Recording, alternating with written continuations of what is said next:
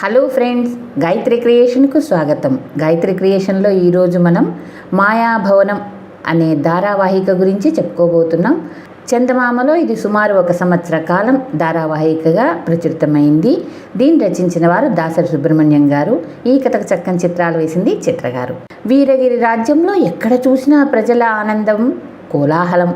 ఎక్కడ విన్నా యువరాణి విద్యావతి జన్మదినోత్సవాల గురించే మాట. జన్మదినోత్సవాలకు ఇంకా 3 వారాల వ్యవధి ఉంది. అయినా అప్పుడే ప్రజల్లో వేడుకల హడావుడి ప్రారంభమైంది. యువరాణి తన బంధుమిత్రులతో కలిసి ఆలయానికి వెళ్ళి దేవీ దర్శనం చేసుకొని ప్రధాన వీధుల గుండా రాజప్రసాదం చేరడం జన్మదినోత్సవాల్లో ప్రధాన కార్యక్రమం. అందువల్ల ఉదయం సాయంకాలం వీధులను శుభ్రపరుస్తున్నారు. ముత్యాల ముగ్గులతో, పచ్చటి తోరణాలతో వీధులన్నీ కళకళలాడసాగాయి. యువరాణి దర్శన భాగ్యం ఎప్పుడు కలుగుతుందా అని ప్రజలందరూ ఆనందోత్సవాలతో ఎదురు చూడసాగారు. అయితే యువరాణి జన్మదినోత్సవానికి 3 రోజుల ముందు రాజభటులు చేసిన చాటింపు విని వీరగిరి ప్రజలు ఆశ్చర్యానికి లోనయ్యారు. యువరాణి హఠాత్తుగా వ్యాధిగ్రస్తులు కావటం వల్ల జన్మదినోత్సవాలు రద్దు చేస్తున్నామని రాజు ప్రకటించడంతో ప్రజలు ఆశాభంగానికి గురయ్యారు. ప్రజలలాగే వీరపురి రాజు వీరసేనుడు, రాణి వజ్రేశ్వరీదేవి తమ ఏకైక కుమార్తె విద్యావతి పరిస్థితిని చూసి విచారగ్రస్తులైనారు. అంతకు పూర్వం ఎప్పుడూ కానీ విద్యావతి స్వల్ప ఆరోగ్యానికి సైతం గురి కాలేదు.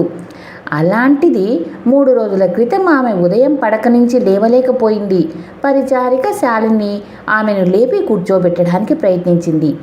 విద్యావతి అతి కష్టం మీద లేచి నిలబడింది. కానీ మరుక్షణమే తూలి పడక మీద పడిపోయింది. అంతే, అప్పటి నుంచి ఆమె అలాగే నీరసంగా పడి ఉంది.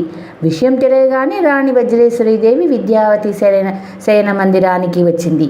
ముఖం పారిపోయి ఎన్నాళ్ళ నుంచో దీర్ఘవ్యాధితో బాధపడుతున్న దానిలాగా కదలక మెదలక ఉన్న తన కుమార్తెను చూడగానే రాణి కడుపు తరుక్కుపోయింది. రాజు కూడా తన కుమార్తెను చూసి ఒక్క క్షణం ఆశ్చర్యపోయాడు. రాజవైద్యుడిని పిలిపించారు. వైద్యుడు యువరాణిని నాడీ పరీక్ష చేసి చూశాడు. అతనికి ఆమె శరీరంలో ఎలాంటి వ్యాధి లక్షణాలు కనిపించలేదు. అయినా ఆమె పడక మించి లేవలేకపోతుంది. వ్యాధి కారణం అంతుబట్టక రాజవైద్యుడు రాజుతో, ప్రభు, యువరాణికి ఇప్పుడు ఎలాంటి మందులు వద్దు. 2-3 రోజులు పరిశీలించి చూసి ఆ తరువాత ఔషధ చికిత్స ప్రారంభిద్దాం. అంతవరకు ఆమెకు విశ్రాంతి అవసరం అన్నాడు. రాజు సరేనని తల పంకించాడు.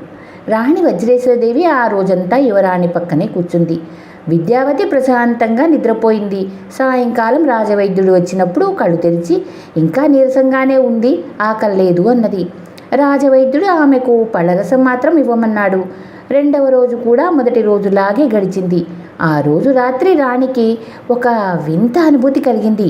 ఆమె కళ్ళు మూసుకొని పడుకొని ఉండగా హఠాత్తుగా చల్లటి స్పర్శ ఏదో తగిలి కళ్ళు తెరిచింది. తెల్లటి దయ్యం లాంటి ఆకారం ఒకటి గది నుంచి బయటకు వెళ్ళడం ఆమె లీలగా కనిపించింది. అయినా దాని ముఖం స్పష్టంగా కనిపించలేదు. అది ఆడా మగ అన్న సంగతి కూడా తెలియదు. ఒకవేళ కిటికీ నుంచి పడుతున్న వెన్నెల కిరణాలను తను దయ్యంగా భ్రమపడ్డానేమో అనుకొని రాణి పడుకొని కళ్ళు మూసుకుంది. కొంతసేపటి తర్వాత మళ్ళీ అదే స్పర్శ. రాణి ఉలిక్కిపడి లేచింది. దయ్యమూ లేదు, వెన్నెల కిరణాలు లేవు. నిద్రపోతున్న రాజును లేపి సంగతి చెప్పింది. అంతా విన్న రాజు, దేవి, విద్యావతి పరిస్థితి గురించి ఆలోచిస్తూ పడుకొని ఉంటావు. ఏదో కల వచ్చి ఉంటుంది, అంతే.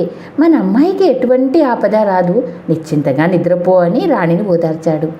3వ రోజు తెల్లవారగానే రాజవైద్యుడు వచ్చాడు. విద్యావతి ఆరోగ్యంలో ఎలాంటి మార్పు కనిపించలేదు.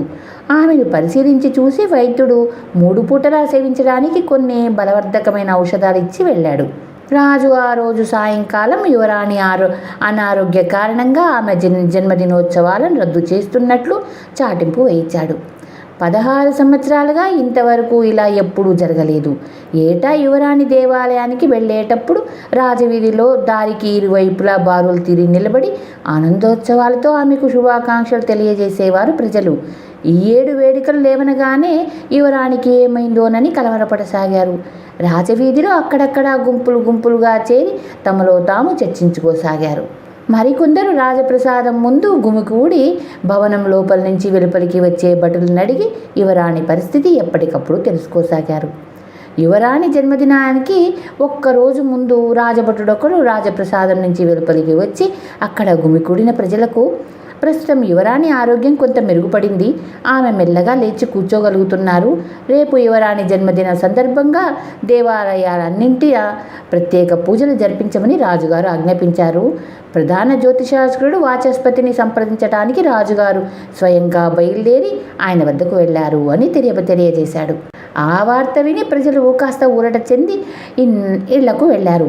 మరునాడు వేకోజానే ప్రజలు దేవాలయాలకు వెళ్ళి యువరాణి అనారోగ్యం నుంచి త్వరగా కోరుకోవాలని, ఆయురారోగ్యాలతో ఆమె చిరకాలం వర్ధిల్లాలని ప్రార్థన జరిపారు. ప్రధాన జ్యోతిషాచార్యుడు వాచస్పతి రాజు వెంట రాజభవనానికి వచ్చి యువరాణి జాతకాన్ని కొంతసేపు ఏకాగ్ర చిత్తంతో పరిశీలించి చూసి, మహారాజా, యువరాణి జన్మించినప్పుడే ఆమె జాతకాన్ని గణించి ఆమెకు 16వ ఏట ఒక గండం ఉందని చెప్పాను కదా అన్నాడు.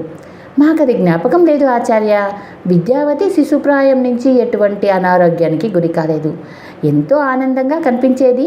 ఆమెకు ఇలాంటి పరిస్థితి ఏర్పడగలదని ఊహించడానికి సైతం మాకు అనుమానం కలగలేదు.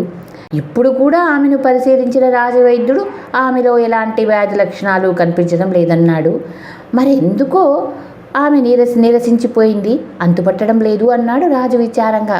పక్కనే ఉన్న రాణి వజ్రేశ్వరదేవి ఈరోజు విద్యావతి పుట్టినరోజు. ఏటా ఆమె జన్మదిన వేడుకలు ఘనంగా జరపడం ఆనవాయితీ. అది మన దేశ ప్రజలకెంతో ఆనందకరమైన విషయం. విద్యావతి సంపూర్ణ ఆయురారోగ్యాలతో మామూలు మనిషి కాగలదా ఆచార్య అని అడిగింది ఎంతో ఆదుర్దాగా. వాచస్పతి మళ్ళీ తదేకంగా దీక్షతో విద్యావతి జాతక చక్రాన్ని పరిశీలించసాగాడు. కొంతసేపు మౌనంగా ఆలోచించి తలపైకెత్తి, యువరాణి జాతక ప్రకారం 1 సంవత్సరం నుంచే గ్రహ సంచారం శుభప్రదంగా లేదు. కొన్ని గ్రహాలు ఉగ్రదృష్టి జాతకురాలపై పడింది. అందుకే ఇప్పుడు ఆమె పరిస్థితి ఇలా అయింది. అయినా ఇలాగే ఎంతో కాలం కొనసాగదు. ప్రస్తుత గ్రహ పరిస్థితి మారడానికి 11 నెలల 11 రోజులు పడుతుంది. ఆ తర్వాత ఆమె మామూలు మనిషి అవుతుంది. అంతవరకు ఆమెను జాగ్రత్తగా కాపాడాలి. ముఖ్యంగా ప్రస్తుతం ఉంటున్న ఈ భవనం నుంచి ఆమె నివాసం వేరొక చోటికి మార్చడం అవసరం అన్నాడు.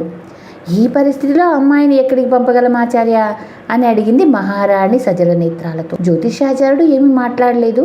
కొంతసేపు అందరూ మౌనం వహించారు.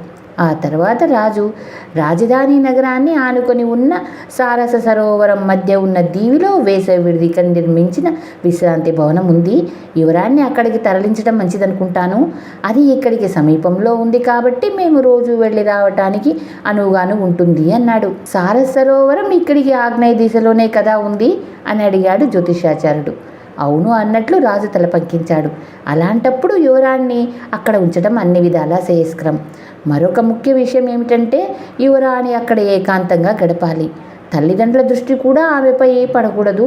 ఆమెకు తోడుగా ఒక పరిచారక మాత్రం ఉంటే చాలు. వారికి ఆహార పానీయాలు రాజభవనం నుంచే పంపవచ్చు. జననీ జనకులైన మీరు కూడా ఆమెను నెలకొక్కసారి మాత్రమే వెళ్ళి చూసి రావాలి.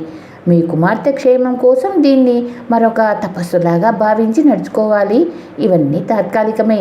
గ్రహదోషం తొలగిపోగానే యువరాణి మామూలు మనిషి అవుతుంది. ఆ వెంటనే ఆమెకు వివాహ యోగం కూడా ఉంది.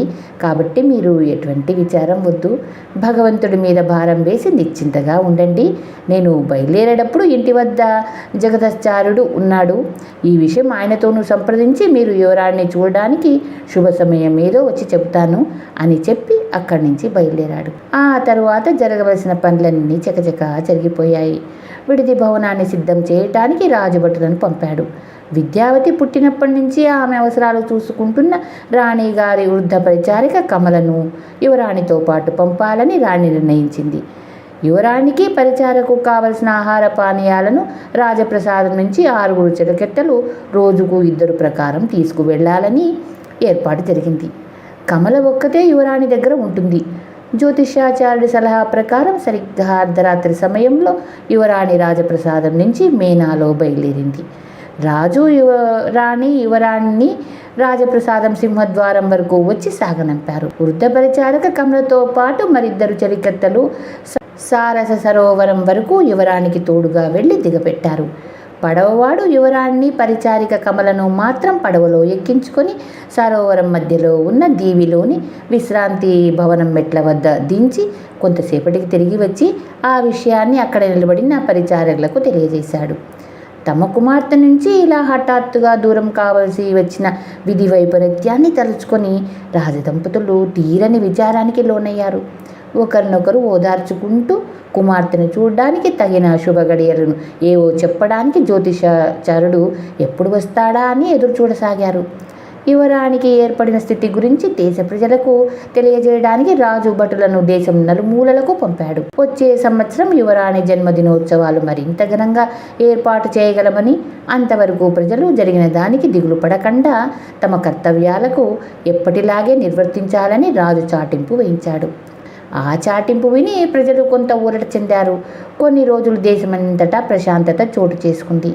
ఒకనాడు వేకువజామున సరోవర విశ్రాంతి భవనంలో ఉంటున్న యువరాణి విద్యావతి హఠాత్తుగా మాయమైందన్న వార్త వినగానే దేశ ప్రజలు దిగ్భ్రాంతులయ్యారు.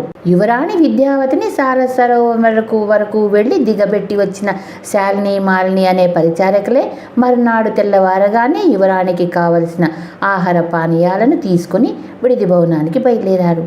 పడవవాడు వాళ్ళని పడవలో విడిది భవనం మెట్ల వద్ద దించాడు. యువరాణి ఆ రాత్రి ప్రశాంతంగా నిద్రపోవటం వల్ల ఆమె ఎంతో ఉత్సాహంగా ఉండటం చూసి పరిచారికలు సంతోషించారు. యువరాణికి స్నానాదులు చేయించి భోజనం పెట్టారు. ఆ తరువాత పరిచారికలు రాజభవనానికి తిరిగి వచ్చి యువరాణిలో వచ్చిన మంచి మార్పు గురించి మహారాణి వజ్రేశ్వరికి తెలియజేశారు. రాణి ఆ శుభవార్తను ఎంతో ఆనందంతో రాజుకు తెలియజేసింది. విద్యావతి నివాస స్థానంలో జ్యోతిషాస్త్రుడు చేసిన మార్పు కారణంగా విద్యావతి పరిస్థితిలో అప్పుడే అభివృద్ధి సూచించే లక్షణాలను కనిపించడంతో రాజదంపతులు చాలా ఆనందం చెందారు. రెండవ రోజు నందిని, దేవయాని అనే పరిచారకులు యువరాణికి భోజనం తీసుకువెళ్లారు. మూడవ రోజు శాంత, శారద అనే పరిచారకులు భోజన పలహారాలు ఇచ్చి వచ్చారు. రోజురోజుకు విద్యావతి కోలుకుంటుందన్న అని పరిచారకులు చెప్పిన మాటలు విని తామెప్పుడు కుమార్తెను చూడగలమా అని రాజదంపతులు ఎదురు చూడసాగారు. 20 రోజులు గడిచాయి. ఆ రోజు సాయంకాలం రాజదర్శనం కోసం ప్రధాన జ్యోతిష్యాచార్యుడు వాచస్పతి వచ్చాడని భటులు తెలియజేయగానే రాజు ఆయనకు ఎదురు వెళ్ళి గౌరవంగా తీసుకొచ్చి ఉచితాసనంలో కూర్చోబెట్టారు. విచారవదనలే ఉన్న రాజదంపతులను చూసి జ్యోతిష్యాచార్యుడు చిన్నగా నవ్వుతూ, మహారాజా, మీరు రేపే వెళ్ళి యువరాణ్ణి చూసి రావచ్చు. మధ్యాహ్నం తరువాత ఎప్పుడైనా వెళ్ళవచ్చు. అయితే సూర్యాస్తం అయ్యేలోగా తిరిగి వచ్చేయాలి అన్నాడు. విద్యావతిని చూసి 3 వారాలైంది. ఆమెను వదిలి ఉండలేకపోతున్నాము అన్నది రాణి ఎంతో విచారంగా. రాజు రేపు వెళ్దాం కదా అని రాణిని ఓదార్చి ఆచార్యుడి కేసి తిరిగి, విద్యావతి గ్రహస్థితిలో ఏదైనా మార్పు వచ్చిందా? ఈ విషయంగా మీరు మీ మిత్రుల ఆచార్యులకు సంప్రదించారా అని అడిగాడు. సంప్రదించాను. ఆయన కూడా నా అభిప్రాయంతో ఏకీభవించారు. మరొక 40 రోజుల పాటు విద్యావతి స్థితి ఇలా ఉంటుందని, ఆ తర్వాత ఆమె మామూలు మనిషి అవుతుందని ఆయన అభిప్రాయపడ్డాడు. కాబట్టి మీరేమీ విచారించవలసిన అవసరం లేదు. రేపు యువరాణిని చూశారంటే మీకే నమ్మకం ఏర్పడుతుంది అని చెప్పి వాచస్పతి ఆచార్యుడు అక్కడి నుంచి బయలుదేరాడు. రాజదంపతులు యువరాణ్ణి చూడడానికై 21వ రోజు తగిన సమయమని జ్యోతిష్యారుడు తెలియజేశాడు కనుక ఆ రోజు యువరాణి మధ్యాహ్నం భోజనం చేసి విశ్రాంతి తీసుకున్న తరువాత ఆమెను చూడడం ఉచితమని రాజదంపతులు భావించారు. యువరాణ్ణి చూడడానికి రాజు, రాణి వెళ్తున్నారని తెలియగానే ప్రజలు రాజవీధికి ఇరువైపులా దారి పొడుగున బారులు తీరి నిలబడ్డారు. రాజు తమను సమీపించగానే కొందరు యువరాణి ప్రస్తుత ఆరోగ్య పరిస్థితి గురించి అడిగారు. యువరాణి త్వరగా కోలుకుంటున్నదని రాజు వారికి మందహాసంతో చెబుతూ ముందుకు నడిచాడు. ప్రజలెంతగానో సంతోషించారు. సారస సరోవరం వద్ద కాచుకొని ఉన్న పడవవాడు రాజుకు, రాణికి నమస్కరించాడు. రాజదంపతులు మాత్రం పడవలోనికి ఎక్కి కూర్చున్నారు. అంగరక్షకులు సైతం యువతలి గట్టు మీద నిలిచిపోయారు. పడవ దీవికేసి కదిలింది. దీవిలో విడిది భవనం మెట్ల వద్ద నిలబడి ఉన్న వృద్ధ పరిచారక కమల రాజదంపతులకు నమస్కరించి వారిని యువరాణి ఉన్న విశాలమైన గదిలోనికి తీసుకెళ్ళింది. అప్పుడే నిద్రలేచి కూర్చున్న యువరాణి విద్యావతి తల్లిదండ్రులను చూడగానే నవ్వుతూ లేచి నిలబడి ఎదురు వచ్చింది. రాణి, బావున్నావా తల్లి అంటూ ఆమెను ప్రేమతో కౌగిలించుకుంది. తన కుమార్తె ముఖంలో నవ్వు చూసి రాజదంపతులు చాలా ఆనందం చెందారు. కొంతసేపు అయ్యాక మహారాణి విద్యావతి చేయి పట్టుకొని ఆమెను పక్కనే ఉన్న ఉద్యానవనానికి మెల్లగా నడిపించింది. అక్కడ కూర్చొని ముగ్గురు మరికొంతసేపు మాట్లాడుకొని సూర్యాస్త సమయానికి రాజదంపతులు తిరుగు ప్రయాణమయ్యారు. పరిచారిక కమల వారి వెంట పడవ వరకు వచ్చి నమస్కరించి విడిది భవనానికి తిరిగి వెళ్ళింది. మరొక 3 వారాలు గడిచాక జ్యోతిష్యాచార్యుడి సలహా ప్రకారం రాజదంపతులు యువరాణ్ణి చూడ్డానికి వెళ్లారు. అప్పుడు యువరాణి విద్యావతి స్వయంగా పడవ వద్దకు వచ్చి తల్లిదండ్రులకు నమస్కరించి ప్రేమతో ఆహ్వానించింది. విద్యావతి ఇప్పుడు దాదాపు సంపూర్ణ ఆరోగ్యంతో కనిపించడం వల్ల తల్లిదండ్రులు ఆమె దగ్గర ఆరోగ్యం గురించి ప్రస్తావించలేదు. కుమార్తెతో చాలాసేపు సంతోషంగా గడిపి చీకటి పడుతున్న సమయంలో వాళ్ళు పడవలో తిరిగి ప్రయాణమయ్యారు. ఒకవైపు కుమార్తె మామూలు మనిషి అయిందన్న సంతోషంగా ఉన్నప్పటికీ మరోవైపు కుమార్తెను వదిలి ఇంకా దాదాపు 10 నెలలు గడపాలన్న విచారంతో రాజదంపతులు రాజభవనం చేరారు. ఆ తర్వాత మరొక 3 వారాలు భారంగా గడిచాయి. అయినా జ్యోతిష్యాచార్యుడి నుంచి ఎలాంటి వర్తమానము రాలేదు. కారణమేమై ఉంటుందా అని రాజదంపతులు ఆలోచించసాగారు. ఒకనాడు రాణి రాజుతో, ప్రభు, జ్యోతిష్యాచార్యులను తీసుకురమ్మని బట్టలను పంపుదామా అని అడిగింది. వద్దు దేవి, ఇది పూర్తిగా జ్యోతిష్యాల నిర్ణయానుసారం జరగవలసిన వ్యవహారం. ఇందులో మన జోక్యం పనికిరాదు. మన కుమార్తె క్షేమం కోసం మనం తపస్సు లాంటి నియమాలను అనుసరిస్తున్నామన్న సంగతి మర్చిపోయావా? పైగా మన కుమార్తె క్షేమంగా ఉన్నదనే కదా పరిచారకులు చెబుతున్నారు. కాబట్టి మరి 2 రోజులు ఓపిక పడదాం అని రాణి ఓదార్చాడు రాజు. అయితే ఆ రోజు సాయంకాలమే జ్యోతిష్యాచార్యుడు వాచస్పతి మిత్రుడు జగతాచార్యుడితో పాటు రాజభవనానికి వచ్చాడు. వారిని చూడగానే రాజు గౌరవంగా లేచి నిలబడి ఆహ్వానించాడు. ఇరువురు ఉచిత ఆసనాల్లో కూర్చున్నారు. అప్పుడు ఆచార్యుడు, రాజా, మీరు రేపు వేకువజామునే వెళ్ళి మీ కుమార్తెను చూసి రావాలి అన్నాడు. జ్యోతిష్యాచార్యుల మాటల్లోని తొందరపాటుకు కారణం ఏమై ఉంటుందా అని రాజు ఆలోచించసాగాడు. అంతలో జగతాచార్యుడు, రేపు సూర్యోదయంలోగా మీరు యువరాణ్ణి తప్పక చూడాలి. ఆ తర్వాత మరొక 90 రోజుల వరకు శుభగడియ లేవు. అంతేకాదు, యువరాణి కూడా రానున్న 3 నెలల్లో చాలా క్లిష్ట దశ సంప్రాప్తం అవుతుంది. ఆ సమయంలో ఆమె ఆరోగ్యానికి ఎటువంటి భంగం వాటిల్లదు కానీ అంటూ ఆగిపోయాడు. అయితే రేపు వేకువజామున బయలుదేరి వెళ్ళి కుమార్తెను చూడాలన్న ఆలోచనతో రాజు ఆచార్యుడు అసంతృప్తిగా మాట్లాడిన మాటలను పట్టించుకోలేదు. జ్యోతిష్యాచార్యులు ఇరువురు వెళ్ళిపోయాక రాణికి ఈ విషయం తెలియజేయడానికి రాజు అంతఃపురంలోనికి వెళ్ళి ఆమెతో, దేవి, ఇప్పుడు ఆచార్యుల వారు ఒక సలహా ఇచ్చారు. మనం రేపు వేకువజామునే వెళ్ళి మన కుమార్తెను చూసి రావాలని సెలవిచ్చారు అన్నాడు. అలాగా? సూర్యోదయం అయ్యాక వెళ్ళవచ్చు కదా అని అడిగింది రాణి. సాధ్యపడదు. ఇంకొక 2-3 నెలలు విద్యావతికి ఏదో క్లిష్టదశ సంప్రాప్తం అవుతుందని, రేపు తెల్లవారులోగా ఆమెను మనం చూసి రావాలని ఆచార్యుడు చెప్పారు అన్నాడు. క్లిష్టదశ అంటే ఏమిటో వివరంగా సెలవిచ్చారా ప్రభు అని అడిగింది రాణి విచారంగా. లేదు, మొదట మనం రేపు ఉదయం వెళ్ళి విద్యావతిని చూసి వద్దాం. ఆ తర్వాత జ్యోతిష్యాచార్యులు పిలిపించి ఆ విషయం గురించిన వివరాలు అడుగుదామన్నాడు. మర్నాడు వేకువజామునే ఎటువంటి హెచ్చరిక చేయకుండా వచ్చిన రాజదంపతులను చూసి పడవవాడు అమితాశ్చర్యం చెందాడు. రాజదంపతులు పడవలో వెళ్ళి దీవిలోని విడిది భవనం చేరేసరికి తూర్పు దిశలో వెలుగురేఖలు కనిపిస్తున్నాయి.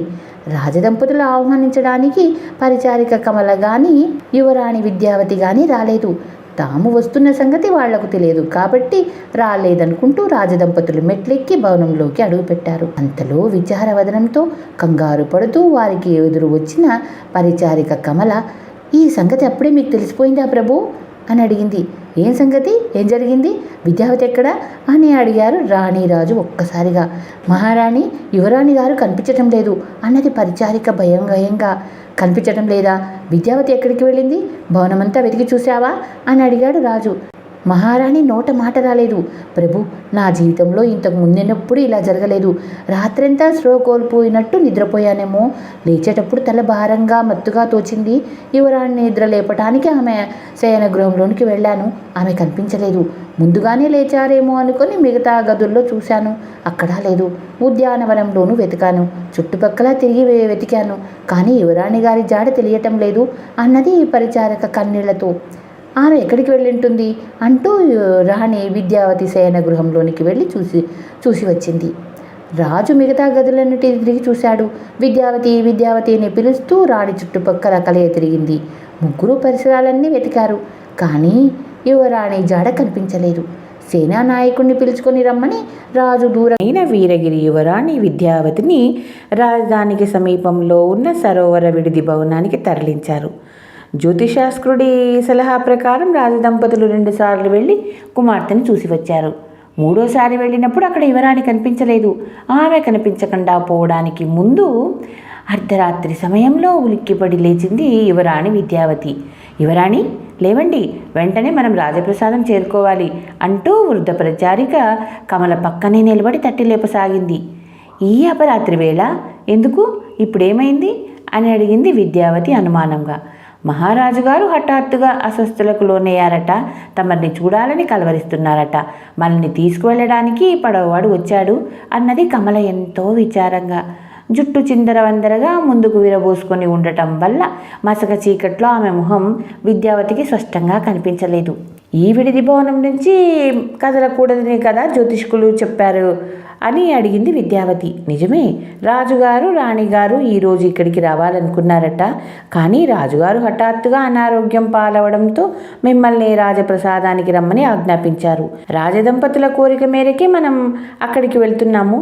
రేపే మనం ఇక్కడికి తిరిగి రాగలం అన్నది కమల. విద్యావతి పడకపై నుంచి లేచింది.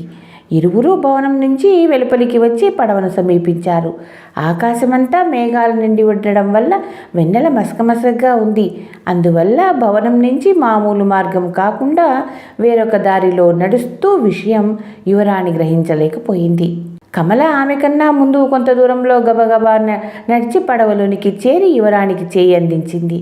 యువరాణి పడవలో కూర్చోగానే పడవ తీరం నుంచి బయలుదేరింది. యువరాణి నిద్రమత్తులో పడవలో ఒక మూలగా కూర్చుంది. కమల ఆమె పక్కనే కూర్చుంది, కానీ ఏమీ మాట్లాడలేదు. యువరాణి కూడా తన తండ్రి ఆరోగ్యం హఠాత్తుగా ఎందుకు చెడిందో, ఇప్పుడు ఎలా ఉందో అన్న విచారం ఉండడం వల్ల పడవ అవతల తీరం చేరడానికి మామూలు కన్నా మరింత ఎక్కువ సమయం పట్టిందన్న విషయం ఆమె కూడా గమనించలేదు. ఆవలి తీరంలో మీనా బోయలతో సిద్ధంగా ఉన్నది. యువరాణి మీనాలోనికి చేరగానే 4 బోయలు దాన్ని మోసుకుంటూ వేగంగా నడవసాగారు. పరిచారిక కమల మీనా వెంట నడిచి వస్తుందని భావించిన యువరాణి కొంతసేపటికల్లా అలాగే నిద్రపోయింది. మీనా హఠాత్తుగా ఒకవైపుకు వాలడంతో యువరాణి మేల్కొంది. రాజప్రసాదానికి వెళ్లే మార్గంలో ఎలాంటి ఎత్తుపల్లాలు లేవు. మరి మీనా ఎందుకు ఇలా వాలుగా వెళ్తుందన్న అనుమానం యువరాణి ఆ మీనా తెరను పక్కకు తొలగించి వెలుపలికి తొంగి చూసింది. చుట్టూ అరణ్యం. బోయలు మీనాను ఒక కొండ మీదికి మోసుకు వెళ్తున్నారు. ఆమె మీనాకు ముందు వెనక ఇరువైపులా పరిశీలించి చూసింది. పరిచారిక కమల జాడ కనిపించలేదు. తను రాజప్రసాదానికి వెళ్ళడం లేదని యువరాణి గ్రహించింది. మరి ఎక్కడికి తీసుకెళ్తున్నారు? అది అరణ్య మధ్యంలో. అర్ధరాత్రి సమయం కాబట్టి ఆమె బోయలను ఆపి సంగతి అడగదలుచుకోలేదు. కొంతసేపటికి బోయలు మీనాను కిందికి దించారు. యువరాణి, ఇక మీరు వెలుపలికి రండి అని ఒక స్త్రీ కంఠస్వరం వినిపించింది. విద్యావతి మీనా నుంచి వెలుపలికి వచ్చి చుట్టుపక్కల కలయజూసింది. చుట్టూ అరణ్యం. ఎదురుగుండా బ్రహ్మాండమైన భవనం. రూపురేఖల్లో వేషధారణలో అచ్చం తన పరిచారిక కమలలా ఉన్న స్త్రీ పక్కన కనిపించింది. ఆమె సరోవర విడిది భవనం నుంచి తన వెంట వచ్చిన స్త్రీ అని యువరాణి గ్రహించింది.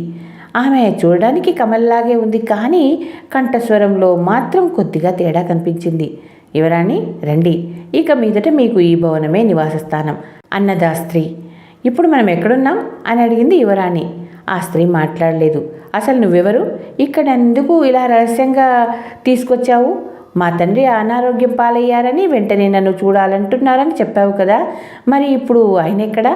ఈ భవనాన్ని నేను ఇంతకు ముందెన్నడూ చూడలేదే. ఇదెవరిది? అసలు నన్ను ఎందుకు ఇక్కడ తీసుకొచ్చావు అని అడిగింది యువరాణి. యువరాణి, ఆగ్రహించకండి. మీ ప్రశ్నలన్నిటికీ ఇప్పుడు సమాధానం చెప్పలేను, కానీ ఒక్క విషయం మాత్రం చెబుతాను. ఈ బ్రహ్మాండమైన భవనం పేరు మాయాభవనం. ప్రస్తుతానికి మీరు ఆ మాత్రం తెలుసుకుంటే చాలు. మరొక ముఖ్య విషయం, మీకు ఈ భవనంలో ఎవరి నుంచి కానీ ఎటువంటి ఆపద రాదు. మిమ్మల్ని క్షేమంగా చూసుకునే బాధ్యత నాది. మీకు ఎటువంటి కొరత లేకుండా చూసుకుంటాం. అంతవరకు అని ఏదో చెప్పబోయి ఆగిపోయిందా స్త్రీ. ఎంతవరకు? ఇంతకు నువ్వెవరో చెప్పనేలేదు అని ప్రశ్నించింది యువరాణి. మీరు నన్ను మీ పరిచారిక పేరుతో కమల అని పిలవవచ్చు అని ఆమె కొంతసేపు ఆగి, మా యజమాని ఉండాలని అనుకున్నంతకాలం మీరిక్కడే ఉంటారు అన్నది. ఎవరు మీ యజమాని అని గద్దించింది యువరాణి. ఆ విషయం మీ క్రమంగా దానంతట అదే తెలుస్తుంది. ఇప్పుడు నా మాట విని లోపలికి వెళ్దాం రండి. విడిది భవనంలో మీకు నిద్రాభంగమైంది కాబట్టి మీరు వెంటనే తిరిగి నిద్రపోవడం అవసరం అన్నది ఆ స్త్రీ దృఢమైన కంఠస్వరంతో. ఆ తరువాత ఆమె దూరంగా నిలబడిన బోయలకేసి తిరిగి ఇక మీరు వెళ్ళొచ్చు అన్నది. వాళ్ళు ఆమెకు వంగి నమస్కరించి అక్కడి నుంచి వెళ్ళిపోయారు. ఆ తరువాత ఆమె విద్యావతిని తన వెంట రమ్మని చకచకా భవనం మెట్లెక్కసాగింది. విద్యావతి ఆమెను అనుసరించింది. ఆ మాయాభవనం అత్యంత సుందరంగా ఉంది. విశాలమైన గదుల గోడలకు స్తంభాలకు అందమైన అద్దాలు అమర్చబడి ఉన్నాయి. తిరిగిన చోటల్లా విద్యావతి ప్రతిబింబాలు కనిపించాయి. ఆ స్త్రీ విద్యావతి భవనం ముందున్న విశాల మంటపాన్ని దాటి భవనం చివర ఉన్న మెట్ల దగ్గరికి చేరారు. అక్కడి నుంచి వాళ్ళిరువురు మెట్లెక్కి భవనం పై భాగంలోని విశాలమైన గదిలోనికి అడుగుపెట్టారు.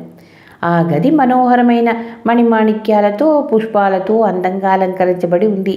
అక్కడి ప్రతి వస్తువు వింత కాంతులతో మెరుస్తుంది. ఎటు చూసినా అద్దాలు అమర్చబడి ఉన్నాయి. ఆ విశాలమైన గదిలో ఒకవైపున ఉన్న పట్టు పాన్పును చూసి, యువరాణి మీరిక్కడ హాయిగా నిద్రపోవచ్చు, నేను వచ్చి లేపే వరకు లేవనవసరం లేదు అన్నది ఆ స్త్రీ అధికారం ధ్వనించే కంఠస్వరంతో. విద్యావతి ఆమె చెప్పిన ప్రతి దానికి కారణం ఇష్టం లేక మౌనంగా పాన్పు మీదికి చేరి మేను వాల్చి కళ్ళు మూసుకుంది. ఆ స్త్రీ తనెందుకు ఇక్కడికి తీసుకొచ్చింది? ఇప్పుడు తన తండ్రి ఆరోగ్యం ఎలా ఉందో, తను కనిపించకపోతే తల్లిదండ్రులు ఎలా తల్లడిల్లిపోతున్నారో కదా. వృద్ధ పరిచారిక కమల సరోవర విడిది భవనంలోనే ఉండిపోయిందా? భగవంతుడా, ఆమెకు ఎలాంటి ఆపద రాకుండా కాపాడు. మాయాభవనంలో తనకు మున్ముందు ఎలాంటి అనుభవాలు కలుగుతున్నాయో కదా అని ఆమె రకరకాలుగా ఆలోచించసాగింది. సేనానాయకుడు ఉగ్రసేనుడు మహారాణి వజ్రేశ్వరదేవి సహోదరుడు. పడవవాడు వెళ్ళి రాజు రమ్మన్నారని చెప్పగానే ఉగ్రసేనుడు హుటాహుటిన బయలుదేరి విడిది భవనాన్ని చేరాడు. రాజు సంగతి చెప్పాడు. సేనానాయకుడు పడవవాణ్ణి చూశాడు.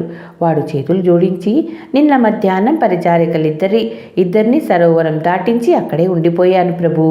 ఆ తర్వాత ఇక్కడి నుంచి కదల్లేదు. రాత్రి కూడా అదే పడవలోనే ఎప్పటిలా పడుకొని నిద్రపోయాను. యువరాణి గారి సంగతి నాకేమీ తెలీదు ప్రభు అన్నాడు. ఉగ్రసేనుడు మౌనంగా కొంతసేపు ఆలోచించి రాజుతో, ప్రభు, దీవికి దరిదాపుల్లో ఇది తప్ప మరొక పడవ మార్గం లేదు. కాబట్టి యువరాణి పడవలో వెళ్ళి ఉండే అవకాశం లేదు. సరోవరం అవతలి గట్టున చాలా దూరంలో ఉంది. కొన్ని చోట్ల మరీ లోతుగాను ఉంది. కాబట్టి ఆమె ఈదుకుంటూ వెళ్ళడానికి సాధ్యం కాదు. పైగా ఆమెకు అలా వెళ్ళవలసిన అవసరం కూడా లేదు. కాబట్టి ఎవరో దొంగచాటుగా విడిది భవనంలో ప్రవేశించి యువరాణ్ణి మంచి మాటలతో వంచించి కానీ బలవంతంగా కానీ తీసుకువెళ్ళి ఉండాలి.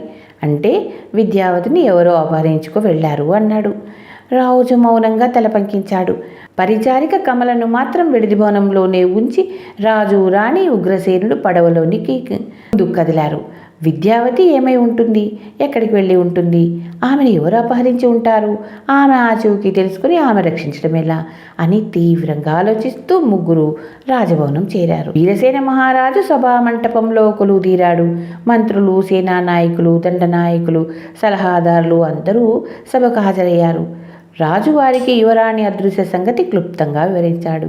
రాజు మాటలు వినగానే సభలో ఒక మూల గుసగుసలు ప్రారంభమైనాయి. రాజు అటుకేసి తిరిగి చూశాడు. అప్పుడు రాజుగారి సలహాదారుడు ఒకడు లేచి నిలబడి, మహాప్రభువులు మన్నించగలమంటే ఒక చిన్న విన్నపం అన్నాడు. చెప్పమన్నట్లు రాజు తల పంకించాడు. యువరాణి విద్యావతీదేవి గారిని వేసవి విడిది భవనానికి తరలించినప్పుడు దీనికి కట్టుదిట్టమైన కాపలా ఉంచకపోవడం ఆశ్చర్యం కలిగిస్తుంది. యువరాణికి తోడుగా ఒక వృద్ధ పరిచారికను మాత్రం పంపడం, ఆహార పానీయాలు తీసుకువెళ్లే పరిచారికలు సైతం వెంటనే తిరిగి రావాలని జ్యోతిష్యాచారులు నిబంధనలు విధించడం మరీ విడ్డూరంగా ఉంది అన్నాడు ఆ సలహాదారుడు. అతని మాటలు సభలో కొంత కలకలం పుట్టించాయి. ఈ విషయంలో వాచస్పతిచారులను శంకించడం భావ్యం కాదు. ఆయన రాజకుటుంబానికి అత్యంత ఆప్తులు. ఆయన పట్ల మాకు అచంచలమైన విశ్వాసం ఉంది. పైగా నిన్న ఆయనే స్వయంగా జగతసారుడితో పాటు వచ్చి ఈరోజు వేకువజామునే వెళ్ళి యువరాణ్ణి చూసి రమ్మని మాకు సలహా ఇచ్చారు. యువరానికి కాస్త క్లిష్టమైన దశ ప్రారంభం కానుదని కూడా హెచ్చరించారు.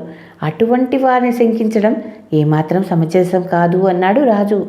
సభలో ఒక్క నిమిషం నిశ్శబ్దం ఆవరించింది. జగతశాచార్యుడు ఎవరు అని అడిగాడు ఉగ్రసేనుడు. ప్రధాన జ్యోతిషాచార్యుల మిత్రుడు. ఆయన కూడా గొప్ప జ్యోతిష్కుడు. వాచస్పతాచారులు ముఖ్య విషయాల్లో ఆయనను సంప్రదిస్తూ ఉంటారు అన్నాడు రాజు. యువరాణి అదృశ్యమైన విషయం ప్రజలకు చాటింపు వేయాలని నిర్ణయం తీసుకున్న తర్వాత సభ ముగిసింది. చాటింపు విని ప్రజలు దిగ్భ్రాంతులయ్యారు. నగర ప్రజలు అక్కడక్కడ గుంపులు గుంపులుగా చేరి పలు పలు విధాలుగా మాట్లాడుకోసాగారు. యువరాణ్ణి అపహరించినటువంటి నీచుడు మన రాజ్యంలో ఉండడు అన్నది ఒక వృద్ధురాలు. సరోవరానికి ఆనుకొని ఉన్న అరణ్యంలోనికి కొండ గృహాలన్నీ అరచేతి గీతల్లా నాకు స్పష్టంగా తెలుసు. ఇప్పుడే నేను యువరాణ్ణి వెతకడానికి బయలుదేరుతాను అన్నాడొక యువకుడు. ఈ లోపల యువరాణి అదృశ్యమైందన్న వార్త తెలిసిన వాచస్పతాచారులు రాజభవనం చేరి రాజును, ప్రభు, నేను విన్నది నిజమేనా అని అడిగాడు. జరగవలసిందేదో జరిగిపోయింది. అయినా ఇప్పుడు విద్యావతికి ఎటువంటి అపాయం రాకూడదు. అందుకు మనం చేయగలిగిందేమిటో సెలవివ్వండి. ఆమె క్షేమం కోరి నివాస స్థానంలో మార్పును సూచించింది మీరు. అక్కడ జరగకూడదు జరిగిపోయింది. ఆమె ఇప్పుడు ఎక్కడుందో కనుగొనే మార్గం కూడా మీరే చెప్పాలి అన్నాడు రాజు గంభీరంగా. విద్యావతి చాలా సుకుమారి. ఆమె ఇప్పుడు ఎక్కడుందో కదా, ఆమెకు ఎటువంటి ఆపద రాకూడదు అన్నది మహారాణి కళ్ళనీళ్లతో. ఆచార్యులు ఒక్క నిమిషం ఏమీ మాట్లాడలేకపోయాడు. ఆ తర్వాత రాజదంపతులను ఓదారుస్తూ, విచారించకండి మహారాజా, యువరాణికి ఎటువంటి ఆపద రాదు. పూర్ణచంద్రుడికి పట్టే గ్రహణం లాంటిదే ఇది. నేను ఇప్పుడే వెళ్ళి ఆమె జాతకాన్ని మరోసారి జాగ్రత్తగా పరిశీలించి చూసి ఆమె ఏ దశలో ఉందో తెలుసుకొని వచ్చి మీకు చెప్తాను అని అక్కడి నుంచి బయలుదేరాడు.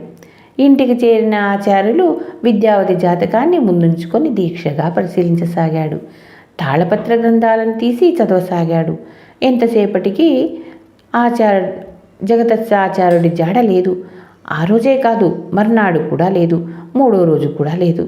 జగదస్పతి ఎక్కడికి వెళ్ళాడా అని వాచస్పతి ఆచార్యులు ఆశ్చర్యంతో ఆలోచించసాగాడు. యువరాణి ఉన్నట్లుండి నీరసించిపోవడం, అందుకు తాను సూచించిన నివారణోపాయం, ఆ విషయంగా తాను అతనితో చర్చించిన సంగతి మొదలైన విషయాలు ఆ వాచస్పతి మనసులో కదలాడసాగాయి. జగదస్పతి రాజవంశానికి చెందినవాడు. జగదస్పతి పితామహుడు కైలాసపతి హిమగిరి త్రిలోకపతికి తమ్ముడు. వృద్ధుడైన అన్నకు సంతానం లేనందువల్ల ఆయన తదనంతరం తానే హిమగిరికి రాజు కాగలవాడని కైలాసపతి కలలుగన్నాడు. అయితే త్రిలోకపతి మరణాంతరం ఆయన సహోదరి కుమారుడు ఉమాపతి హిమగిరి రాజ్యాధికారాన్ని చేపట్టాడు. కైలాసపతి రాజ్యభ్రష్టుడై అరణ్యాల పాలయ్యాడు. హఠాత్తుగా తనకు కలిగిన దురదృష్టానికి కారణం అన్వేషించడం వల్ల ఆయన క్రమంగా జ్యోతిష్యాల పట్ల ఆసక్తి ఏర్పడింది. దేశాల్లోని జ్యోతిష్కులను, దైవజ్ఞులను సందర్శిస్తూ మానవ జీవితాల్లో విధి తీసుకుని వచ్చే మార్పును గురించి తెలుసుకుంటూ కాలం వెళ్ళబుచ్చాడు. కైలాసపతి కుమారుడు జగపతి కూడా జ్యోతిష్యం పట్ల ఆసక్తి కనబరిచాడు. ఆయన తన కుమారుడు జగస్పతికి జ్యోతిష శాస్త్రంతో పాటు తాను పురాతన గ్రంథాల నుంచి, ఆటవిక జాతుల ప్రజల నుంచి నేర్చుకున్న మంత్రతంత్రాలను, మాయాజాలాన్ని నేర్పించాడు. జగదస్పతి రాజభ్రష్టులైన తన తాత తల్లిదండ్రులను అరణ్య మధ్యలో నిర్మించుకున్న భవనాన్ని మరింత బ్రహ్మాండమైన భవనంగా పునర్నిర్మించుకున్నాడు. అక్కడ ఏకాంతంగా మంత్రతంత్రాలతోనూ మాయాజాల విద్యల్లోనూ అహర్నిశలు దీక్ష కృషి చేస్తూ ప్రావీణ్యం పెంపొందించుకోసాగాడు. జగదస్పతి జ్యోతిష శాస్త్రం, తంత్రాల్లో మాత్రమే తృప్తి పడలేదు. కాలం కలిసి వస్తే హిమగిరి రాజ్యానికి కాకపోయినా మరే రాజ్యానికైనా, ఏనాటికైనా తాను రాజు కాకపోతానా అన్న ఆశ కొద్దీ రాజ్యాంగ వ్యవహారాలను కూడా అధ్యయనం చేయసాగాడు. అతడు కలగన్న అవకాశం ఇప్పుడు తానుగా వచ్చి తలుపు తట్టినట్లు భావించాడు. అతను వీరగిరి రాజు ఏకైక కుమార్తె విద్యావతి సరోవర విడిదిలో ఒంటరిగా ఉంది. ఈ క్లిష్ట దశ పూర్తయిన వెంటనే యువరానికి వివాహయోగ్యం ఉన్నదని ఆ వాచస్పతాచారులు సెలవిచ్చారు. విద్యావతి వివాహం తనతో అయినట్లయితే వీరగిరి సింహాసనం తన వశమవుతుంది కదా అన్న ఆలోచన అతనికి ఒకచోట నిలవడనివ్వలేదు. రహస్యంగా వెళ్ళి సరోవర పరిసర ప్రాంతాలను చూశాడు. పడవ రేవుకు దూరంగా చెట్ల మధ్య ఉన్న ఒక చిన్న మార్గం కనుగొన్నాడు. ఎవరికీ తెలియకుండా అక్కడొక పడవను కూడా ఏర్పాటు చేశాడు.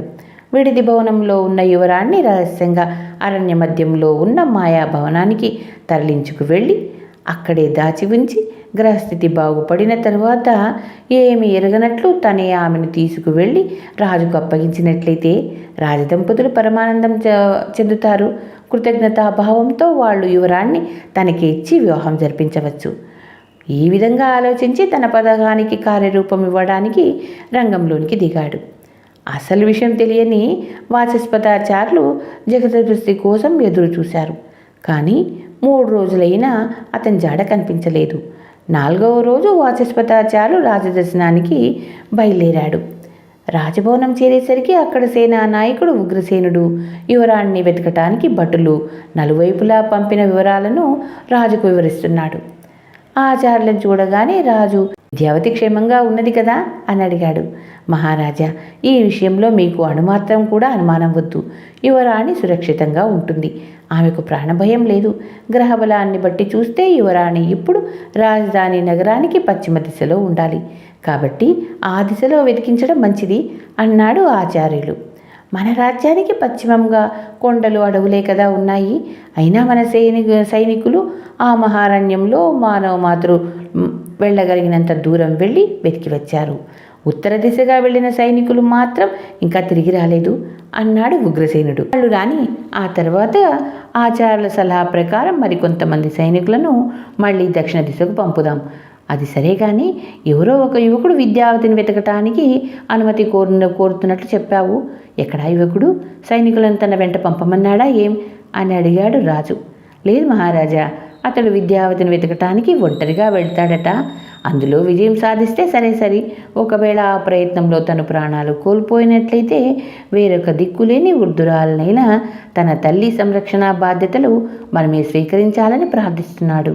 ఆ యువకుడిని చూస్తుంటే సామాన్యుడిలా కనిపించడం లేదు. అతనికి ఒక అవకాశం ఇవ్వడం మంచిదనుకుంటున్నాను. అందులో అతడు విజయం సాధించినా ఆశ్చర్యం లేదు అన్నాడు ఉగ్రసేనుడు. అలాగా, ఎక్కడా యువకుడు అని అడిగాడు రాజు. కోటగుమ్మ ముందే ఉన్నాడు, పిలిపించమంటారా అని అడిగాడు ఉగ్రసేనుడు. తీసుకురమ్మను అన్నాడు రాజు. ఆ యువకుడిని లోపలికి తీసుకురమ్మని అక్కడ నిలబడిన ఒక భటుణ్ణి ఆజ్ఞాపించి ఉగ్రసేనుడు ఆచార్యులకేసి తిరిగి, మీరు ఈ మధ్య మీ శిష్యుణ్ణి చూశారా అని అడిగాడు. లేదు, ఆయన నా దగ్గరికి వచ్చి 4 రోజులైంది. రోజు వచ్చేవాడు, ఇప్పుడు రాకపోవడం ఆశ్చర్యంగా ఉంది. మరేదైనా కార్యం మీద మరెక్కడికైనా వెళ్ళాడేమో. ఆయన రాగానే మీ దగ్గరికి పంపమంటారా అని అడిగాడు ఆచార్యులు. వద్దు, 4 రోజుల క్రితం మీతో పాటు జగదస్చార్యులు కూడా రాజదర్శనానికి వచ్చాడని రాజుగారు చెప్పారు. ఇప్పుడు విద్యావతి గురించి ఆయన ఏమైనా చెప్పారేమో తెలుసుకుందామని అడిగాను అంతే అన్నాడు ఉగ్రసేనుడు. ఆచార్యులు లేచి నిలబడి రాజుకు నమస్కరించి బయలుదేరబోయాడు. అంతలో భటుడు ఒక యువకుడిని అక్కడ తీసుకొచ్చాడు. అందమైన ఆ యువకుడి చురుకైన కళ్ళల్లోనికి చూసి ఆచార్యులు ఒక్క క్షణం ఆశ్చర్యపోయాడు. యువరాణ్ణి వెతికేందుకు ఒంటరిగా వెళ్ళటానికి భవనంలోనికి భటులు తీసుకొచ్చిన యువకుడు రాజును చూడగానే చేతులు జోడించి సగౌరవంగా నమస్కరించాడు. రాజు ఆ యువకుడి వేషధారణను సాధారణంగా ఉన్నప్పటికీ అతని చూపులలో అసాధారణమైన రాచటీవి గాంభీర్యం స్పష్టంగా కనిపించాయి. ఆ యువకుడిని గురించి అంతకుముందు సేనాపతి చెప్పిన మాటల్లో ఎంతో నిజముందని రాజు గ్రహించాడు. అంతలో సేనాధిపతి, ఈ యువకుడే మన యువరాణ్ణి వెతికి తీసుకురావటానికి అనుమతి కోరి వచ్చాడు అన్నాడు. రాజు ఆ యువకుడితో, నీ పేరేమిటి, నువ్వెవరు? మా సైనికులు నలుదిశలకు వెళ్ళి యువరాణ్ణి వెతికి వచ్చారు. మరికొందరు పొరుగు రాజ్యానికి కూడా వెళ్ళి ఉన్నారు. నువ్వు ఒంటరిగా యువరాణ్ణి వెతకడానికి వెళ్తానంటున్నావు. అది నీ ఒక్కడి వల్ల సాధ్యమయ్యే పనేనా? ఒకవేళ యువరాణ్ణి చూసినా నువ్వు గుర్తుపట్టగలవా అని అడిగాడు. ఆ యువకుడు చేతులు జోడించి, మహారాజా, ఏటా యువరాణి జన్మదిన సందర్భంగా జరిగే ఊరేగింపుకు నేను మా తల్లి చూసేవాళ్ళం. అందువల్ల నేను యువరాణి గారిని సులభంగా గుర్తించగలను అన్నాడు. ఇంతకు నువ్వు ఎవరన్న సంగతి చెప్పనలేదు అన్నాడు రాజు. మహారాజా, నా పేరు మహేంద్రనాథుడు. రాజధాని నగరానికి కొద్ది దూరంలో ఉన్న దేవి ఆలయ సమీపంలో నేను మా తల్లి ఉంటున్నాము. మా తల్లి రోజు పూలు కోసి మాల కట్టి దేవి ఆలయానికి సమర్పిస్తూ ఉంటుంది. నా 3 ఏళ్ల వయసులో మా తండ్రి మరణించాడు. అప్పటి నుంచి మా ఆలనా పాలన మా పినతండ్రి గారే చూసేవారు. ఆయన భార్య మా పినతల్లి హఠాత్తుగా చనిపోవడంతో మా పినతండ్రికి జీవితం మీద విరక్తి పుట్టి మమ్మల్ని అందరినీ వదిలి ఎటో వెళ్ళిపోయాడు. నాకు ఊహ తెలిసిన రోజు నుంచి నా సంపాదనతోనే నేను మా తల్లి జీవిస్తున్నాము అన్నాడు ఆ యువకుడు వినయంగా. రాజు తల పంకించి, అయినా నువ్వు తలపెట్టిన కార్యం సులభమైంది కాదు, ఎన్నో కష్ట నష్టాలకు ఎదుర్కోవలసి ఉంటుంది అన్నాడు. నిజమే మహారాజా, అవన్నీ బాగా ఆలోచించుకునే వచ్చాను. నేను యువరాణి గారిని వెతుకుతూ వెళితే తిరిగి రావడానికి కొన్ని రోజులు పట్టవచ్చు. అక్కడ ఎదుర్కొనే కష్ట నష్టాల గురించి నాకు భయం లేదు. అయితే అంతవరకు ఇక్కడ నా తల్లి సంరక్షణ బాధ్యత చూసుకోవడానికి నేను తప్ప మరొక దిక్కు లేదు. అందుకే ఆ విషయాన్ని సేనాధిపతికి ముందే తెలియజేశాను అన్నాడు మహేంద్రనాథుడు. అవును, సేనాధిపతి ఆ విషయం నాకు ముందే చెప్పాడు. ఆ సంగతి నేను చూసుకుంటాను. నువ్వు ఈ కార్యంలో విజయం సాధించావంటే నిన్ను గొప్ప బహుమతులతో సత్కరించగలను. ఇంకేదైనా కోరిక ఉంటే ఇప్పుడే చెప్పు అని అడిగాడు రాజు. ఎటువంటి బహుమతిని ఆశించి కానీ నేను ఈ పని పూనుకోలేదు. ఇటువంటి క్లిష్ట పరిస్థితుల్లో ఆదుకోవడం ప్రతి పౌరుడికి కర్తవ్యం కదా. నాకు రాజధాని సమీప అరణ్య ప్రాంత పరిసరాలు బాగా తెలుసు. అందుకే యువరాణ్ణి వెతకటానికి మీ అనుమతి కోసం వచ్చాను అన్నాడు మహేంద్రనాథుడు. అలాగే, నీ కోరికను అంగీకరిస్తున్నాను. ఎప్పుడు బయలుదేరతావు అని అడిగాడు రాజు. రేపే బయలుదేరుతాను మహారాజా. అయితే అని ఆగాడు మహేంద్రనాథుడు. ఏమిటి అన్నాడు రాజు. ఉగ్రసేనుడు కూడా ఏమిటన్నట్లు మహేంద్రనాథుడి కేసి చూశాడు. మహారాజా, నేనైతే యువరాణ్ణి గుర్తుపట్టగలను. అయితే మీ అనుమతితోనే నేను యువరాణ్ణి వెతకడానికి వెళ్ళానని ఆమెకు తెలియజేయడం ఎలాగా అని ఆలోచిస్తున్నాను అన్నాడు మహేంద్రనాథుడు. మహారాజా, యువరాణికి ఆనవాలు ఏదైనా ఇచ్చి పంపడం అంత క్షేమం కాదు. ఎందుకంటే అది మార్గమధ్యంలో కనిపించకుండా పోవచ్చు. దాన్ని ఎవరైనా దొంగిలించవచ్చు అన్నాడు ఉగ్రసేనుడు. రాజు ఉగ్రసేనుడితో, నిజమే, నాకు అలాగే అనిపిస్తుంది అని మహేంద్రనాథుడి కేసి తిరిగి, యువరాణి కుడి భుజం మీద ఒక పుట్టుమచ్చ ఉంది. అది నాకు మహారాణికి తప్ప మరెవ్వరికీ తెలియదు. నువ్వు యువరాణిని చూసినప్పుడు ఆ మాట చెప్పావంటే ఆమె నిన్ను మేము పంపినట్లు గుర్తించగలదు. అయితే నీవు ఈ సంగతి మూడో మనిషికి చెప్పకూడదు, జాగ్రత్త అని హెచ్చరించి, మీ తల్లి సంరక్షణ బాధ్యతలు సేనాధిపతి చూసుకుంటాడు. కాబట్టి నువ్వు రేపే నిశ్చింతగా బయలుదేరవచ్చు. యువరాణి గురించిన శుభవార్తతో నువ్వు జయప్రదంగా తిరిగి రావాలని మేమందరం ఎదురు చూస్తూ ఉంటాము అని చెప్పి ఆసనం మించి లేచి అంతఃపురం కేసి బయలుదేరాడు. సేనానాయకుడు, సాయంకాలం మీ తల్లిని వెంట తీసుకుని రా, మిగతా ఏర్పాట్ల గురించి మాట్లాడుకుందాం అన్నాడు. మహేంద్రనాథుడు అక్కడి నుంచి ఇంటికి చేరేసరికి అతని తల్లి సాయంకాలం పూజకు పూలను సిద్ధం చేస్తుంది. అమ్మా, నేను రాజుగారిని దర్శించుకుని వచ్చాను అన్నాడు. వీరసేన మహారాజు గారినా? నిజంగానా? రాజస్థానంలో ఉద్యోగంలో చేరావా ఏం అని అడిగింది తల్లి ఆనందంగా. ఉద్యోగంలో తర్వాత చేరుతాను. ఇప్పుడు నేను యువరాణి గారిని వెతకటానికి రాజుగారి అనుమతితో వచ్చాను అన్నాడు మహేంద్రనాథుడు. యువరాణిని వెతకటానికి నువ్వు వెళ్తున్నావా? ఆమె ఎక్కడని వెతకగలవు? ఒంటరిగా అరణ్యంలోనికి వెళ్ళడం క్షేమం అవుతుందా? అయినా నువ్వు వచ్చే వరకు ఇక్కడ నన్ను చూసుకునే వాళ్ళెవరు అన్నది తల్లి విచారంగా. విచారించొద్దు, యువరాణి గారి ఆచూకీ తెలుసుకొని నేను క్షేమంగా తిరిగి రాగలను. అంతవరకు నీ సంరక్షణ బాధ్యతలు రాజుగారే చూసుకుంటారు. ఈరోజు సాయంకాలం మన సేనాధిపతిని కలుసుకున్నామంటే నీ అనుమానాలన్నీ తీరిపోతాయి అని తల్లికి ధైర్యం చెప్పి ఓదార్చాడు మహేంద్రనాథుడు. సాయంకాలం కొడుకు వెంట తనను చూడడానికి వచ్చిన మహేంద్రనాథుడి తల్లితో సేనాధిపతి ఉగ్రసేనుడు సాదరంగా, అమ్మా, మీ కుమారుడు ఈ కార్యంలో విజయం సాధించి రాజకుటుంబానికి, రాజ్య ప్రజలకు ఆనందాన్ని కలిగించగలడని అనిపిస్తుంది. అతడు తిరిగి వచ్చే వరకు నీ సంరక్షణను చూసుకునే బాధ్యత నాది. మీకు రాజభవనం నుంచి 3 పూటల భోజనం వస్తుంది. మీకు తోడుగా మీ అవసరాలు చూడడానికి ఒక సైనికుడిని భార్యను పంపుతాను. కాబట్టి మీరు నిశ్చితంగా ఉండవచ్చు. మీ కుమారుని వెళ్ళి రమ్మని నిండు మనసుతో ఆశీర్వదించండి అన్నాడు. ఆ తర్వాత ఉగ్రసేనుడు మహేంద్రనాథుడి కేసి తిరిగి, మీ తల్లిని గురించిన విచారం ఇక నీకొద్దు. అరణ్యంలో పశ్చిమ దిశ నుంచి వెతకడం ప్రారంభిస్తే మంచి ఫలితం ఉంటుందని ఆచార్యుల గారు సెలవిచ్చారు. కాబట్టి ఆ విషయాన్ని గుర్తుంచుకో. రాజుగారు చెప్పిన విషయం కూడా మర్చిపోవద్దు. రేపు పొద్దున్నే బయలుదేరి క్షేమంగా వెళ్ళి విజయం సాధించుకొనిరా అన్నాడు. తల్లి కొడుకులు తృప్తిగా అక్కడి నుంచి తమ ఇంటికి బయలుదేరారు. మర్నాడు తెల్లవారుజామున లేచి మహేంద్రనాథుడు తల్లి పాదాలకు నమస్కరించి ఆశీర్వాదాలు పొంది ఆమె కట్టి ఇచ్చిన అన్నం మూటని తీసుకొని సరోవరం కేసి నడిచాడు. సరోవరం మధ్య ఉన్న విడిది భవనాన్ని అతడెన్నడూ దగ్గర నుంచి చూడలేదు. అతడు ఆ భవనాన్ని చూసి ఆశ్చర్యం చెందాడు. సరోవర పరిసర ప్రాంతాలను కలియజూశాడు. చిన్న రేవు దగ్గర ఒక పడవ కనిపించింది. పడవ సమీపంలోని చెట్టు నీడలో కూర్చొని ఉన్న పడవవాడు మహేంద్రనాథుని చూడగానే లేచి నిలబడి చేతులు జోడించి, బాబు, తమరు రాజభవన్ నుంచి వస్తున్నారా అని అడిగాడు. ఎందుకు అలా అడుగుతున్నావు అన్నాడు మహేంద్రనాథుడు. యువరాణి గారిని గురించి మంచి శుభవార్త వస్తుందేమోనని ఎదురు చూస్తున్నాను బాబు. యువరాణి గారు వచ్చినా లేదా పలానా చోట ఉన్నానని తెలిపినా విడిది భవనంలో ఉండే పరిచారిక మళ్ళీ రాజభవనంలో చేరవచ్చు. ఆమె ఒక్కతే బిక్కుబిక్కుమంటూ విడిది భవనంలో ఉంటుంది. పగటివేళ ఒకరిద్దరు పరిచారికలు వచ్చి భోజనం ఇచ్చి వెళ్తున్నారు. ఆ తర్వాత ఆ ముసలిది ఒక్కతే దిగులుతో కూర్చొని ఉంటుంది బాబు. అందుకే అడిగాను అన్నాడు పడవవాడు. ఇంకా యువరాణి జాడ తెలియలేదు. ఆమెను వెతకటానికి నేను బయలుదేరాను అన్నాడు మహేంద్రనాథుడు. అలాగా, చాలా సంతోషం. అయితే ఒకటి మాత్రం నిజం, ఆ దుర్మార్గులు ఆమెను ఈ రేవు గుండా అపహరించుకొని వెళ్ళలేదు. సరోవరం నుంచి మరేదో మార్గం ఉండాలి అన్నాడు పడవవాడు. ఇప్పుడు సరోవరం చుట్టూ తిరిగి వెలుపలికి మార్గం ఏదైనా కనిపిస్తుందేమో చూస్తాను. అరణ్యంలోనికి ఏదైనా మార్గం ఉన్నట్లు కనిపిస్తే ఆ దారి గుండా ప్రయాణం సాగిస్తాను అంటూ అక్కడి నుంచి బయలుదేరాడు మహేంద్రనాథుడు. మీ ప్రయాణం విజయవంతం కావాలని కోరుకుంటున్నాను, వెళ్ళిరండి అన్నాడు పడవవాడు.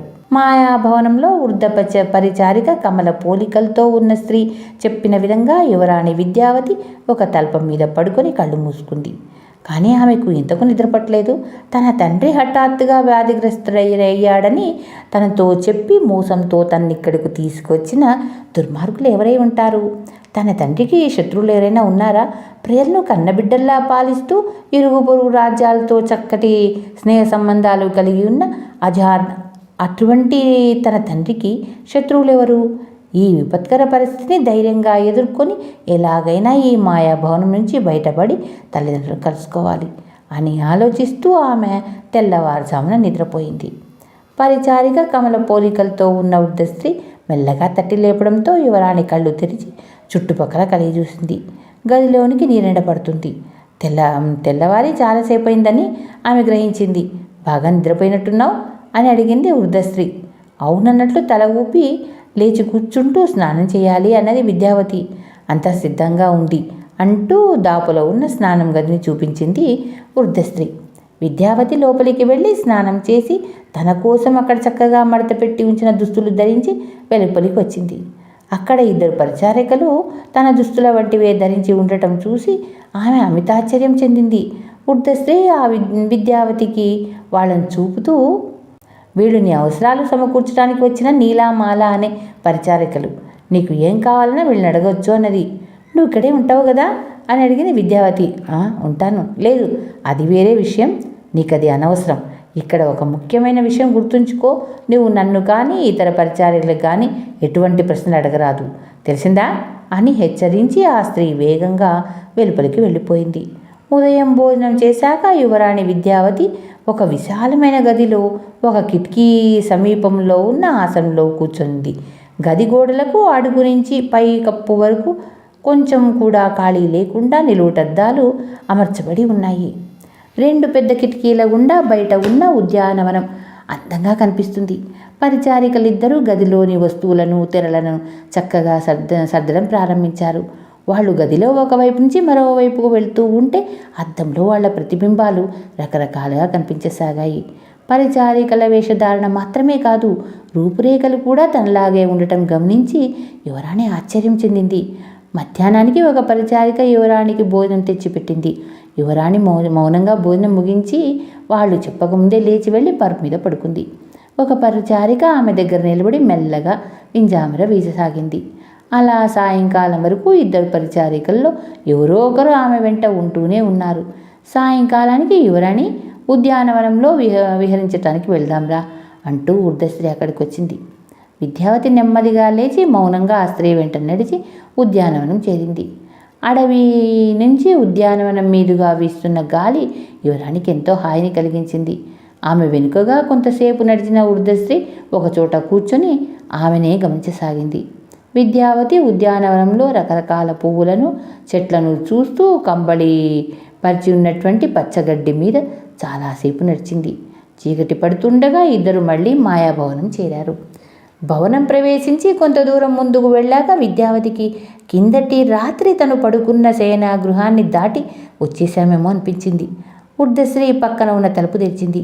ఎదురుగుండా విశాలమైన గది కనిపించింది. కానీ అక్కడి తెరలు వేరొక రంగులో ఉండటం విద్యావతి గమనించింది. భోజనం ముగించి ఆమె అక్కడే పడుకొని ఆ రాత్రి హాయిగా నిద్రపోయింది. మర్నాడు తెల్లవారగానే లేచి ఆమె కిటికీ గుండా వెలుపలికి చూసింది. ఆమెకు ఉద్యానవనంలో వేరొక భాగం కనిపించింది. ఉద్యానవనంలోని మొక్కలు, పువ్వులు నిన్నటిలాగా లేవు. విద్యావతి లేచి స్నానానికి వెళ్ళింది. ముందటి రోజులాగే ఆమెకు కావలసిన దుస్తులు అక్కడ మర్చిపెట్టి ఉన్నాయి. స్నానం ముగించుకొని వెలుపలికి రాగానే అక్కడ ఉర్దశ్రీ మరి 2 పరిచారికలు కనిపించారు. ఆ 2 పరిచారికలు కూడా యువరాణి ధరించిన దుస్తుల్నే ధరించి ఉన్నారు.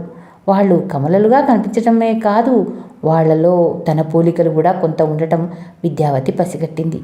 వీరి పేర్లు సులేఖ. ఈరోజు వీళ్ళు నీకు కావలసిన అవసరాలు సమకూర్చగలరు అని చెప్పి ఉర్దశ్రీ అక్కడి నుంచి వెళ్ళిపోయింది. తన దగ్గరికి వచ్చిన ఒక పరిచారికతో విద్యావతి, సురేఖ నిన్నొక విషయం అడుగుతా అంది. నేను సులేఖను, యువరాణి ఏదైనా పనేం తీసుకురమ్మంటారా అన్నది పరిచారిక. ఏదీ వద్దు, నువ్వు ఇక్కడ చాలా కాలంగా ఉంటున్నావా అని అడిగింది విద్యావతి సూటిగా. లేదు యువరాణి, ఇక్కడికి వచ్చి 2 నెలలు కూడా కాలేదు అన్నది సులేఖ. అలాగా, మరి అంతకు పూర్వం ఎక్కడుండేదానివి అని అడిగింది విద్యావతి. ఇంటి దగ్గరే యువరాణి అన్నది సులేఖ. నువ్వంటే నాకు చాలా ఇష్టం, నేను మా భవనానికి తిరిగి వెళ్ళేటప్పుడు నాతో పాటు వస్తావా అని అడిగింది విద్యావతి. ఇది కూడా మీ భవనమే యువరాణి, యజమాని కోరినంతకాలం మీరు ఇక్కడే ఉంటారు. ఆ తర్వాత ఆయన మిమ్మల్ని తీసుకువెళ్ళవచ్చు. అయితే అది ఎప్పుడు ఎక్కడికి అన్న విషయాలు మాత్రం నాకు తెలియదు అన్నది సులేఖ. అలాగా అని అంతటితో ఊరుకుంది విద్యావతి. ఆ తర్వాత ఒకరితో ఒకరు ఏం మాట్లాడుకోలేదు. మధ్యాహ్నం భోజనం చేసి విద్యావతి కునుకు తీయడానికి తల్పం మీద చేరి దూరంలో నిలబడి ఉన్న పరిచారికను చూసి, సులేఖ ఇలా వచ్చి నా పక్కన కూర్చో, నిన్నొక విషయం అడగాలి అన్నది. యువరాణి, నేను సురేఖను అంటూ దగ్గరికి వచ్చిందా పరిచారిక. అలాగా, మీరిద్దరూ ఒకేలాగా ఉండటం వల్ల మీ పేర్లు తారుమారవుతున్నాయి. ఇంతకు మీరిద్దరు కవల్లే కదా అని అడిగింది విద్యావతి. కాదు యువరాణి, అసలు మేము తోబుట్టులం కూడా కాదు అన్నది సురేఖ. మీరు ఎంతకాలంగా ఇక్కడ ఉంటున్నారు అని అడిగింది విద్యావతి. 1-2 నెలలుగా అన్నది సురేఖ. ఇంత పెద్ద భవనంలో మీరిద్దరే ఉంటున్నారా అని అడిగింది విద్యావతి ఆశ్చర్యంగా. నిన్న మీకు పరిచర్యలు చేయటానికి నీలామాల వచ్చారు, ఈరోజు మేము వచ్చాము, రేపు ఎల్లుండి ఆ తర్వాత ఎవరెవరో వస్తారు. మాలాగే ఇక్కడ ఇంకా కొందరు పరిచారికలు ఉన్నారు, కానీ వాళ్ళందరినీ నేను చూడలేదు, వాళ్ళ పేర్లు కూడా నాకు తెలియదు అన్నది సురేఖ. మరి ఇక్కడ పురుషులు లేరా, మీ యజమాని ఉన్నాడు కదా అని అడిగింది విద్యావతి. ఉన్నారు కానీ పురుషులు దూరంగా విడిగా ఉంటారు, మా ఛాయలకు రారు. యజమాని ఎప్పుడో కానీ రాడు. ఇంతవరకు నేను మా యజమాని కూడా చూడలేదు. సరే యువరాణి, మీ నిద్రకు వేళయింది అంటూ సురేఖ విద్యావతి పడక సిద్ధం చేసి ఆమె పడుకోగానే పైన పట్టు వస్త్రం కప్పి దూరంగా వెళ్ళి కిటికీ దగ్గర ఉన్న చిన్న ఆసనం మీద కూర్చుంది. సాయంత్రం విద్యావతి నిద్రలేచేసరికి ఆమెను విహారానికి తీసుకువెళ్ళడానికి ఉర్దశ్రీ అక్కడికి సిద్ధంగా ఉంది. తను విహారానికి వెళ్ళేటప్పుడు ఉర్దశ్రీ తప్ప మరొకరు రావడం లేదు. ఉర్దశ్రీ కూడా తనతో తూచి మాట్లాడుతుందే తప్ప అవసరానికి మించి ఒక్క ముక్క మాట్లాడటం లేదు. వీళ్ళందరినీ శాసిస్తుంది ఎవరా అని ఆలోచిస్తూ విద్యావతి ఉర్దశ్రీతో పాటు కొంతసేపు ఉద్యానవనంలో నడవసాగింది. చీకటి పడగానే 2 మాయాభవనంలోకి వచ్చారు.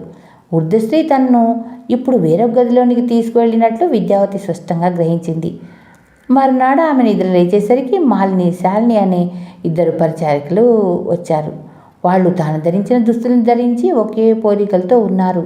తనకు ఇక్కడి వాతావరణం, తనను ఇక్కడికి అపహరించుకొని వచ్చిన దుర్మార్గులు తనను ఇతరులు గుర్తుపట్టకుండా ఉండటానికి కావలసిన ఏర్పాట్లన్నీ ముందే జాగ్రత్తగా చేసి ఉంచారని విద్యావతి గ్రహించి దీనికి తరుణోపాయం ఏమిటా అని తీవ్రంగా ఆలోచించసాగింది. ధన్యవాదాలు. చివరిగా మీకో మాట, నా ఛానల్లోని కథలు మరియు వంటలు మీకు నచ్చినట్లయితే ఓ లైక్ చేయండి. మీ బంధువులకు, స్నేహితులకు, తెలిసిన వాళ్లకు షేర్ చేయండి. మరిన్ని మంచి వంటల కోసం, మరిన్ని మంచి కథల కోసం గాయత్రి క్రియేషన్ సబ్స్క్రైబ్ చేసుకోండి. ధన్యవాదాలు.